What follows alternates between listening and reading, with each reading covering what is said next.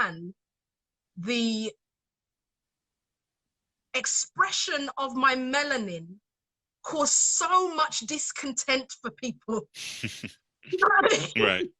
How can that be so contentious for people that they believe that any critical thinking or any critical discourse around my engagement is absolutely unnecessary? How can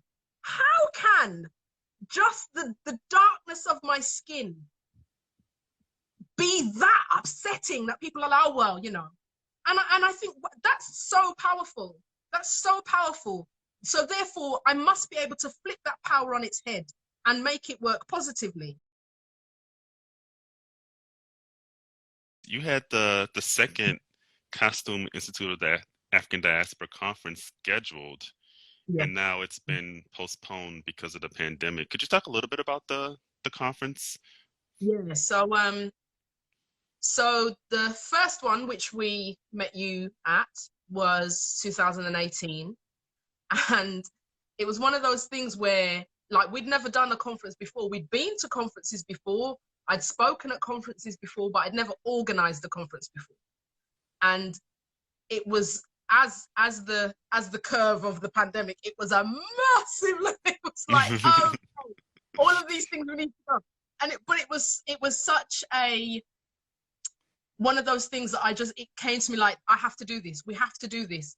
We're so, it's so very isolating in London, because we don't have the infrastructure. We don't have the people that we can lean on and speak to in the same sort of way as you might have in the States. And so not knowing who's doing what is really difficult. And I'm adamant in my naivety that there must be people out there doing it. It can't just be me who's thinking of this. There must be somebody out there who's also doing this. So that was really, the whole idea of the conference was really about just seeing who's out there doing what, you know, casting the net out and just seeing, is anyone else looking at clothing from Africa and the African diaspora in any critical thinking, critical discourse type of way? You know, we're not really talking about fashion business. We're not really talking about the making of clothes. We really want to talk about the critical diagnostic of Black people engaging with dress. Is anyone else doing that? And I was so, honestly, it was one of those, you know what, I don't know if it's going to work, but let's just try it. That's totally my motto, right? Is like, you know what, let's just try and see. And sending this out there and having you guys come back was just so affirming. It was really like, yes, you know, this is, there are others out there doing this. It's not just me. There are people who are doing this research who are also amazingly feeling isolated as well, feeling like, where are the people? Where are our communities of practice? And so that was really the idea behind it. And so we decided that we were going to do it every 2 years. The next one was going to be this year, May.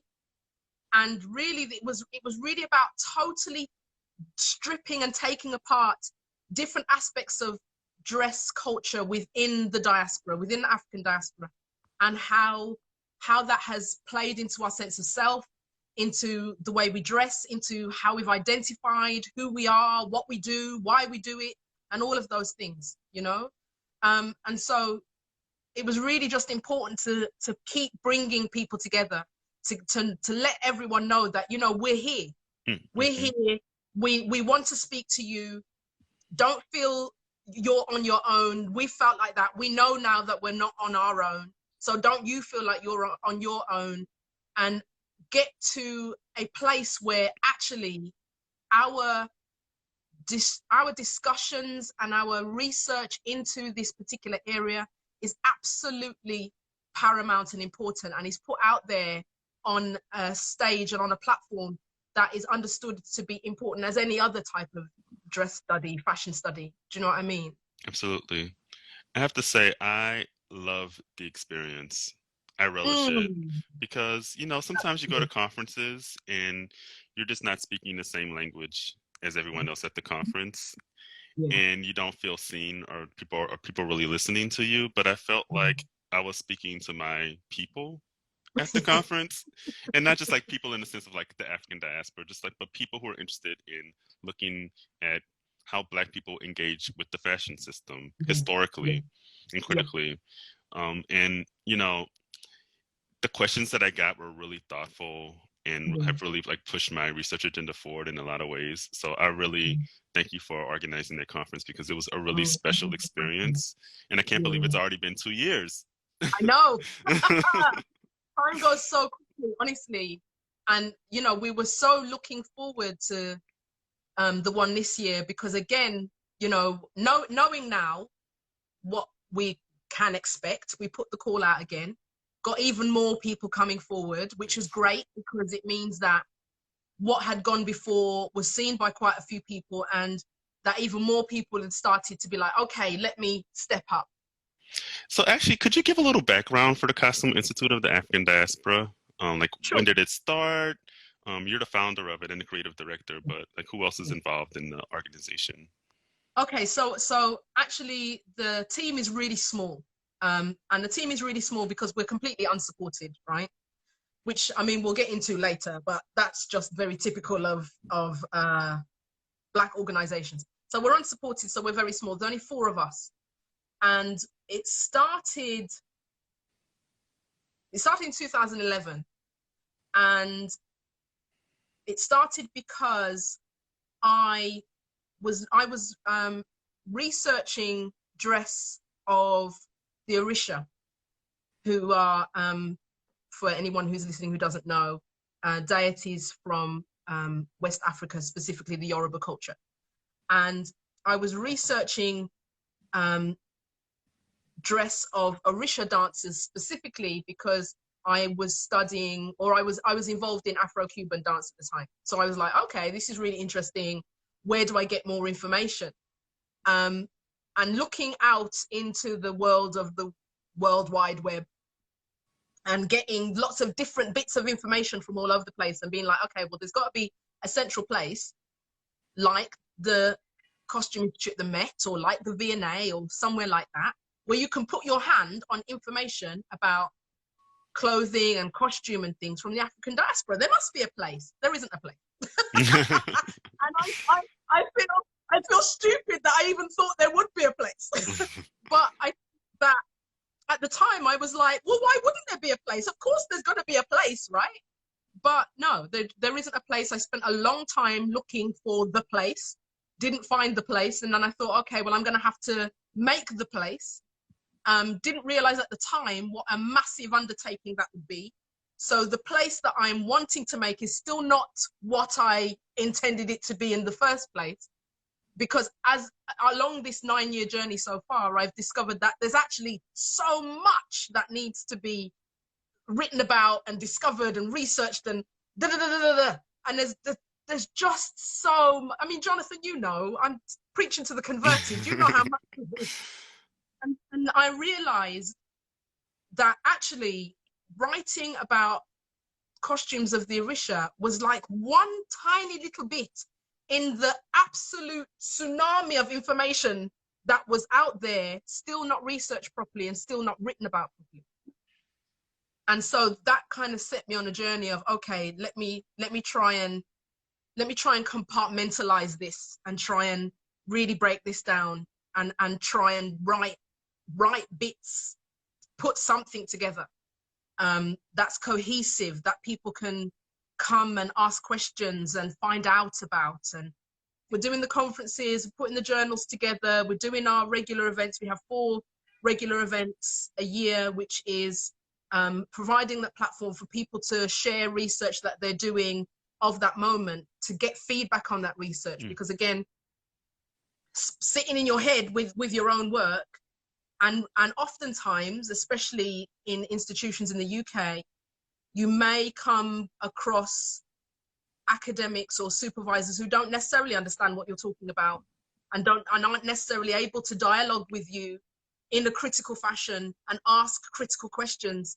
about what it is you're talking about. And so really those platforms, that it's called the Kayak Exchange.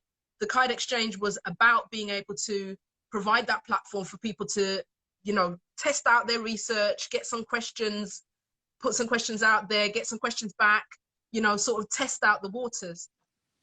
So I want to talk about your location, because you're based in London.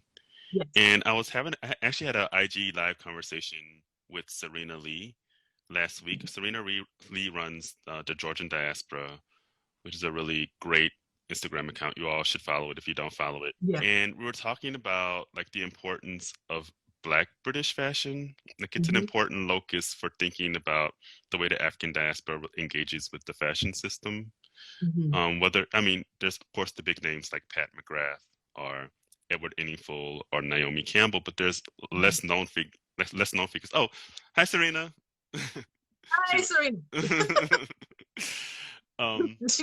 As she talks, you will live long.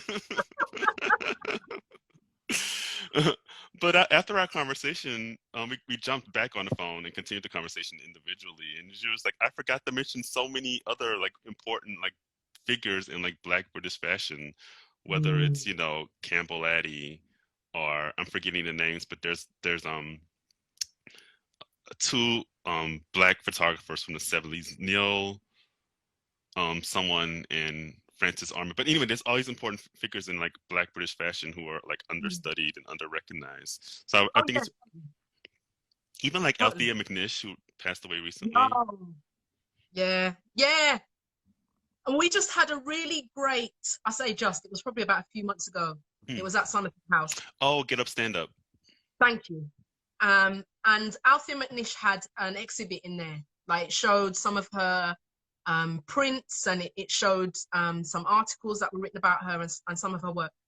And it was really beautiful. But she's one of those people who, again, undervalued, underappreciated. This is the kind of person who should have a retrospective at the V&A. Absolutely. Right? But she won't get a retrospective at the V&A, because to get a retrospective at the V&A, then you're going to have to familiarize her work with the usual hoi polloi, and what they like at the V&A is they like things that are very immediately commercial so that they can get the money in through the door, right? I mean, we live in a capitalist society, blah, blah, blah. But there are, going back to people who are underappreciated within Black British culture, listen to me, that is standard. That is standard Britishness, right? I'm in the middle of my PhD at the moment, and I'm kind of bringing these thoughts into my PhD. So forgive me if I ramble off on a tangent. But just, I talk about this all the time, the struggle it is to get recognized or to get appreciated or just to get realized. You know, I really appreciate things like this, Jonathan, because I'm going hoarse from what I feel like I'm screaming into the abyss of people just like, you know, not understanding that we're here, that we're doing the work, you know, that we're more than just getting rolled out when there's a special event going on, when it's the Olympics or whatever else. It's absolutely exhausting. The other thing I want to say is the word fashion bothers me incredibly, because, and this is something I've argued about, because I work at the Fashion College, so I argue about this all the time. The word fashion bothers me because it doesn't say enough, right? It's useful. It's a useful word to get people to understand what you mean straight away, right?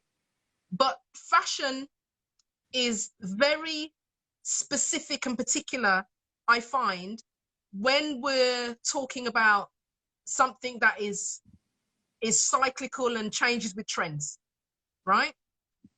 I feel like it doesn't say enough, because what you and I are dressed in right now is fashion, is clothing, is, you know, everyone who's not walking around naked, and even people who are walking around naked, are still engaged in some kind of fashion display, right?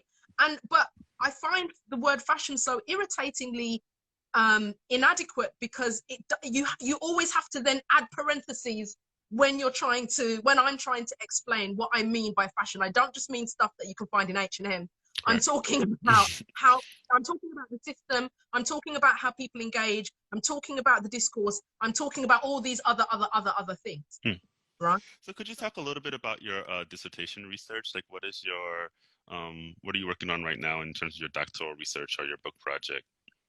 Okay, so my PhD is based on post-Caribbean post-war dress of Caribbean women. Let me get it right.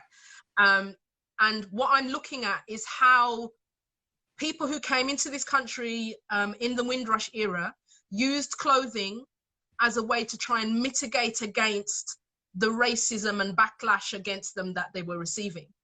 So how did you use clothing to change the perception of your blackness, essentially?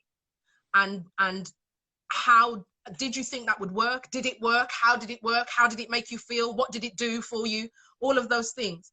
So there's lots of little British Pathé footage from like the 1950s, right? Late 40s, 1950s, of Black people coming into the country from the Caribbean, and they are dressed to death.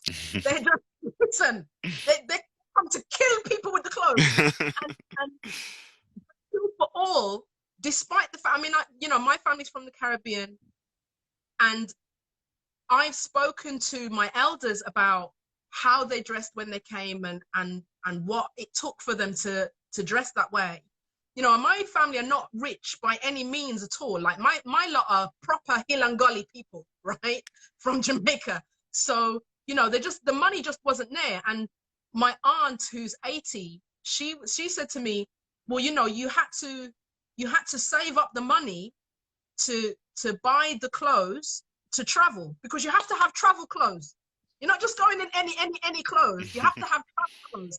Or you wear your Sunday best, and then you get next Sunday best. So you have to understand that when people came on the Windrush, they came dressed as they expected the mother country to receive them, because this is the propaganda they'd been given across the Caribbean, right? But still, for all, when they came, it was like, these funny dark-skinned people are arriving. How very curious, and all of this. And the display and the performativity of their respectability through their clothing wasn't noticed at all, right? Or it was noticed and looked at as a very odd, curious thing. Look at that black man dressed in that suit. Isn't that strange? Isn't that peculiar? Oh, aren't they quaint that they've got their nice little white gloves on? All of that type of dialogue, right? So I really want to investigate that. That's what I'm investigating. How did the clothing inform your sense of self when you arrived? What did you think you were doing? How were you received? How did it then help you be who you came to be once you got here? That's really fascinating, and I think it's really relevant because thinking about the news last year and the year before about how people's citizenship was being questioned, and it was often people from that generation who didn't have, or the government thought they didn't have proper documents to prove their citizenship. So I'm wondering how you might bridge that research, which is more mid-century, into like the 21st century, and how people are grappling with citizenship, national belonging, it's like questioning Britishness, etc. Yeah. I mean, again, these are all conversations about identity and where does identity sit, right? Because in December, I did a preliminary study in Jamaica. I've got 3 fields of study, the UK, Jamaica, and the Bahamas. And I'm speaking to people in these places, and I'm talking to them about who they are. And it's very difficult, actually, when you're in the Caribbean, you're trying to speak to people about who they are. The first question is, oh, what? Because you can't have that conversation. You gotta frame it in a different way, right? And so trying to unpick this information about how they identify themselves, and depending on whatever political issue is going on at the time, will depend on, hey, Karen, will depend on how you identify yourself, right? Because in the beginning, these particular islands in the Caribbean, were British colonies, and you understood yourself to be a British subject, right? Then those islands got their independence, so you understood yourself to be of those islands. You were a Jamaican, you're a Bahamian, whatever. Now, when the war is over and they call you over to come and clean up the country, and there's a really interesting story there where the call went out by telegram, but the British government wanted to pull it back, and it was too late. It had already gone, right? So these people arrived from this telegram that had gone out, and of course didn't tell the British people that 500 plus and more and more and more and more Caribbeans were arriving. And so all of these people arrived and understood themselves after the war to be British subjects, right? So we're talking 48, 49, 50, right up until 72, right? Even though Jamaica had got independence and Bahamas had got independence by that time, but understood themselves to be British subjects, to be part of the empire, right? But the empire is saying, well, you're only part of the empire when we determine that you're part of the empire, when we determine you to be useful and necessary to us. So then how does that help them to identify themselves, and what does that do to them now when they're being told, oh, actually, you don't have documents, even though you came here at 3 years old, you don't have documents to say that you've been here. Yeah, I understand that you're 78 now, but you got to get out. My dad called me. My dad's in Kingston in Jamaica, and he called me up frantic one time, and he said, what's going on? A plane has just arrived, and 40 people from England have just arrived on the plane. What's going on? All these people have been said that they don't know what's going on. They got nowhere to stay over here. They'd started building tent villages, apparently, according to him, in the airport to put these people in because they had nowhere to stay when they got to Jamaica. And what kind of craziness is that, Jonathan, in the 21st century? For people who had been living here for 60, 70, 80 years. What kind of nonsense is that? So when you're talking about identity, and you find that actually, as somebody who's living in this skin, coming from an ex-slave colony, which is essentially what it was, you're still this object that can be bartered and moved around, however the society decides they're going to do that. And I feel, yes, Carol, it's immoral. Thank you for that word. I feel upset that human beings who have worked, it's not like they've not worked and paid tax. It's not like they've just sat on their ass and gone, oh, you know what, I'm just gonna get some dole money and I'm just gonna, get all the free services. No, they haven't. They've all worked. My aunt worked, my gran worked herself to death. All of them have worked hard and paid taxes and tried to do as best they could here with all of the white supremacist nonsense that you have to deal with systemically anyway. They traverse all of that, and to be treated like that, honestly, I can't talk about it too much, because I get emotional. I really do get emotional so how do people identify themselves within all of that? I've got no idea. I'm hoping that my PhD will tell me because right now I don't know. I know how I feel about that. I don't know how the women that I'm speaking to feel about that. I think what's really disappointing about it is that the Windrush generation was brought to Britain to help rebuild the country after World War II. So, yeah. But I want to ask you about your theoretical backing. Like, who are some of the scholars that you're in dialogue with, who you take inspiration from in your work, whether it's for the Kasum Institute of African Diaspora or for your dissertation research? Okay, so first and foremost, I have to shout out Carol Tullett.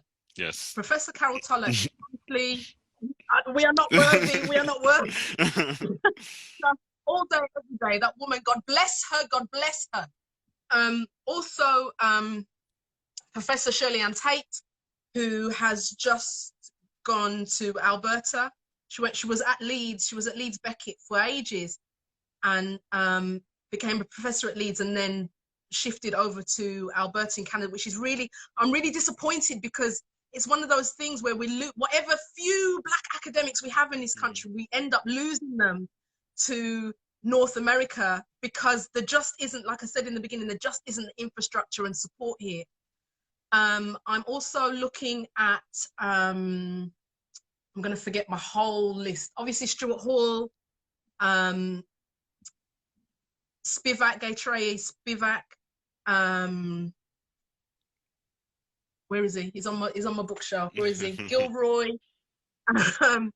So I'm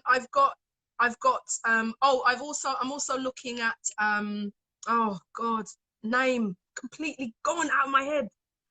De Silva, Denise De Silva Ferreira, and also name completely gone out of my head. She started Fabulation. What is it? Oh, Sadia Hartman. Thank you, Sadia Hartman. Yeah, Sadia Hartman, Ferreira De Silva, Hall, Gilroy, Tulloch, Spivak, on and on and on and on. Oh my gosh. For everything. Those are some heavyweights. Yeah. Oh, and I can't forget Homie K. Barber as well, because I'm really drawing on his theory of hybridity. And, you know, you're talking about identity and again, how do different cultures combine then to create the identity that you then find yourself in, and then once you understand that identity, how do you then choose to represent that identity, all of that. So yeah, I'm going large, John. I'm going large. Yeah. Who would you say is your favorite, how do I put this, not your favorite, but name a Black British fashion person who's completely under-recognized, understudied, who deserves a book or a film or an edited volume? To be honest with you, I think the whole culture of local Black British tailoring, and I don't mean tailoring as in like Oswald Boateng. I mean, you know, we know him. He's got his platform, whatever. I'm talking local, everyday. You know, you can go to a woman around the corner. She's going to make you a dress. It's going to cost you 50 quid. You know, those type of people. I know there's lots of aunties in places like Peckham and Brixton and Tooting and Stockwell, who have come together and or who have been doing this as a business for a long time. And I know then that the daughters of those people have gone on to make their own businesses, or I know there are friends who are still making their own clothing, making their own business from that same tradition. Shout out to Sam at United 80, and shout out to Jamal at Master Tailor, Denim Master Tailor, because it's people like that. There's a whole culture of people within the sort of bubbling domestic Black British economy who have kept the Black British fashion bubbling over. You go to a wedding, you go to an event, there's someone you can touch to say, I need to get a dress made for that thing. You're not going to get it at Selfridges. You're not going to get it on Bond Street. You're going to go down Stockwell. You're going to go down Brixton. There's going to be someone there who can run you up an outfit, you know, and it's going to cost XXX. And so this is what I mean. Like, people, there's not enough discussion about this. There's not enough discussion about this at all. Who's this? What Antoinette said, all those African aunties who will knock up a bespoke outfit for you and charge a fraction of, exactly. You know, their skill is absolutely amazing, right? There's the knock out an outfit for you in the quickest of time. It will fit perfectly. It will cost a fraction of what you will find on the high street. And they're unacknowledged.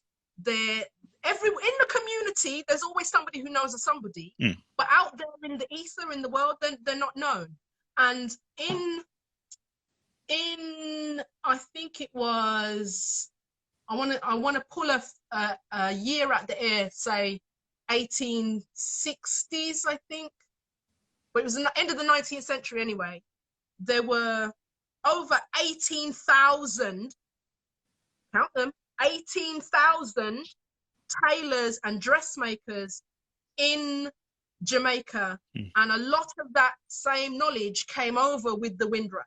right? Because you pass that on, you pass that on, you pass that on. It's a weird contradiction though. It's undervalued, yet it's valued. Like yeah, I mean, it's valued by us, but it's undervalued in the mainstream culture, right? And I know that there are going to be people in the community who are like, well, we don't need mainstream culture for validation, rare. And to a certain extent, that's true. But also, actually, we don't live apart from the mainstream culture, right? And ultimately, what happens is when we keep things to ourselves and the mainstream culture doesn't know about it greatly, or it hasn't been put out there that this is a thing, ultimately somebody will come and discover it, and then before you know it, it's on a catwalk somewhere. Stella McCartney or someone else has put it on a catwalk, and then it's £1,000 in Selfridges or wherever.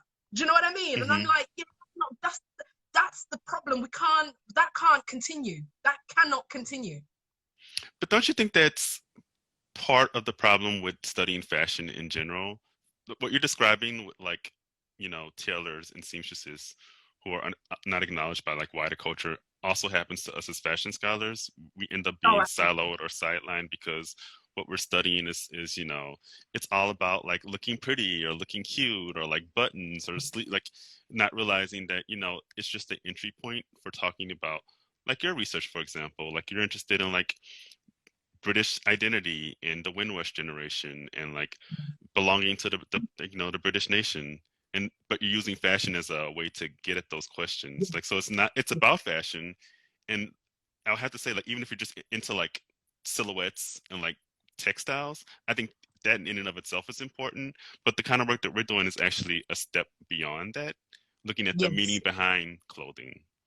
Yes. That's it. That's perfect. The meaning behind clothing, and to somehow, as Black fashion scholars, to not have an open and amenable platform to discuss that, I think is absolutely criminal, to be honest. And again, with Kayad, we try and provide something, but without support, it becomes very difficult, because then it's very difficult to connect with people. And but I'm stubborn, so by hook or by crook, I'll make it work.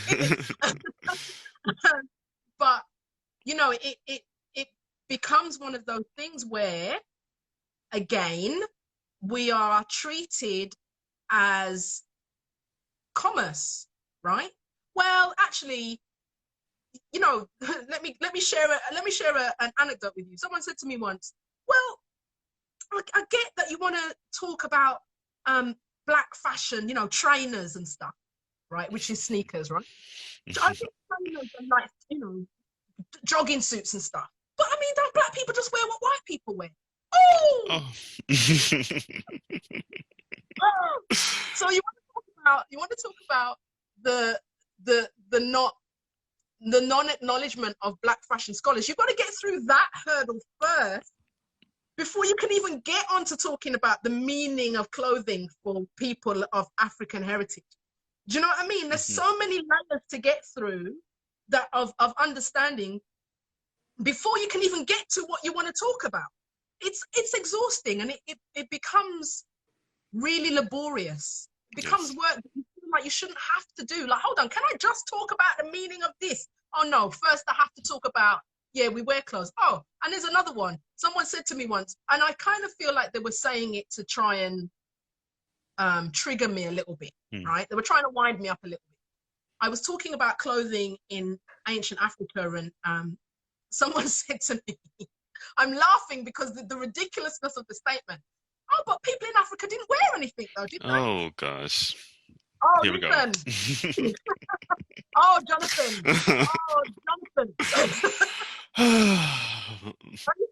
But this is what I mean. Like the layers you have to get through just to legitimize your practice, just to legitimize your existence, right? Before you can even get on to talking about your scholarly pursuits. It's a lot. It really is a lot. And I mean, that's why the work that you're doing is so important, and why the Costume Institute of the African Diaspora is so important, because we need a space, we need a center, we need a platform to share our work, because it doesn't exist. Yes, There's nothing. It Besides doesn't. the Custom Institute of African Diaspora. I feel, like I said in the beginning, I feel stupid that I even thought that it would exist. You know, it's getting, at the time when I initially started thinking about it, was 2007.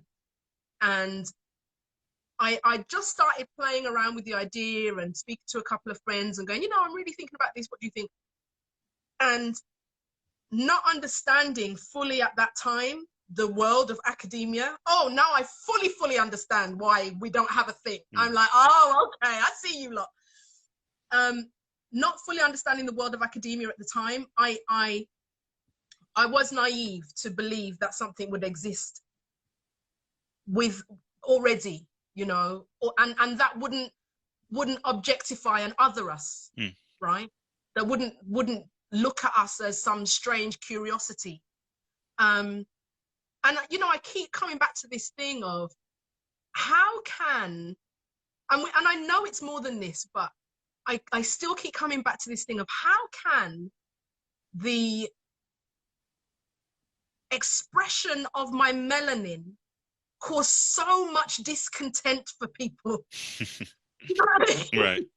How can that be so contentious for people that they believe that any critical thinking or any critical discourse around my engagement is absolutely unnecessary? How can just the darkness of my skin be that upsetting that people allow, well, you know? And I think that's so powerful. That's so powerful. So therefore, I must be able to flip that power on its head and make it work positively. I must be able to. I hope so. I don't know. I'm trying. We're all trying. I have to say, what I really want Kayet to do is have an exhibition space. There's so many exhibitions that need to happen. You and me both. You and me both. You and me both. Oh, no. I can name like 5 exhibitions that you guys could put on, whether it's like a retrospective of the Amanish, or, you know, something about Nottingham Carnival, or like Black Savile Row, or like there's just so many exhibitions that you guys. There's so much. There really is. But honestly, I'm begging the universe to send a space where we can have that exhibition space, because that's exactly what I want. Listen, don't start me off. I shall be here for hours. It will be longer than Jill Scott and Erica Badri if I start.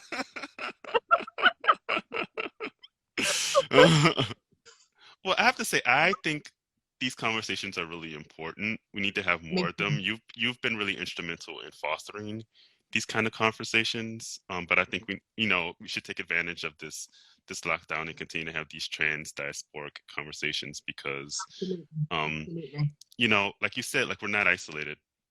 There's people, like, there's you, there's me, there are people who are watching this conversation who are Black. Manira now in Brazil. Exactly. Right. All over the diaspora, we're all sort of engaged in this work. This is really what I wanted. This is really what I wanted Kayad to be, is develop communities of practice across the diaspora, to bring diasporans together to have this conversation, you know. So I'm really grateful to you for the introduction, and I'm so happy to have met you. Please come again. Yes. I would love to.